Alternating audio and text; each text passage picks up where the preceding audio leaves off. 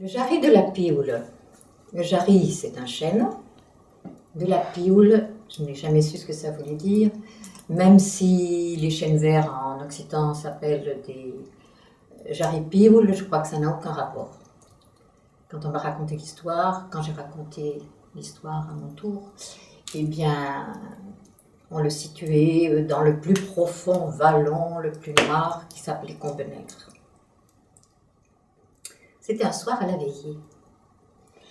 Il y avait des garçons et des filles qui riaient, les garçons faisaient les fanfarons.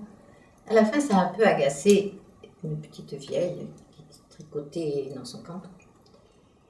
Et elle leur a dit « Ah, vous faites les malins, mais je suis sûre qu'aucun de vous n'aurait le courage de descendre à cette heure-ci à Combes-Nègre, au jarry de la Pioule. » Les garçons hésitaient, ricanaient, se poussaient du coude. Et une fille a dit « Ben moi j'irai. » Évidemment, on a voulu la dissuader. Mais la petite vieille, elle a pris au mot. Elle lui a dit « Eh bien, oui. Et quand tu y seras, au jarry de la Pioule, tu crieras très fort « Lichey, au jarry de la Pioule, et Lichey tout au choule. » J'y suis, au jarry de la Pioule, et j'y suis toute seule, de façon qu'on puisse t'entendre d'ici. D'accord, la petite. Elle a pris ses sabots, et puis en sortant, dans son davantage, son tablier de devant, qu'on pouvait replier en faisant une poche pour mettre les œufs quand on allait les chercher, elle a pris son chat, et elle est partie. Elle est partie entre-temps, il faisait noir comme dans un four, mais elle connaissait bien les sentiers parce qu'elle y gardait ses ouilles, et elle est arrivée jusqu'à Combes-Nègre.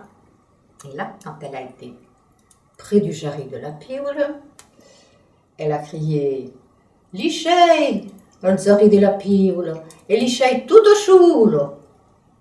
Et à ce moment-là, elle a entendu derrière elle une voix caverneuse qui disait « Tu y es au jarry de la Pioule, mais tu n'y es pas toute choule.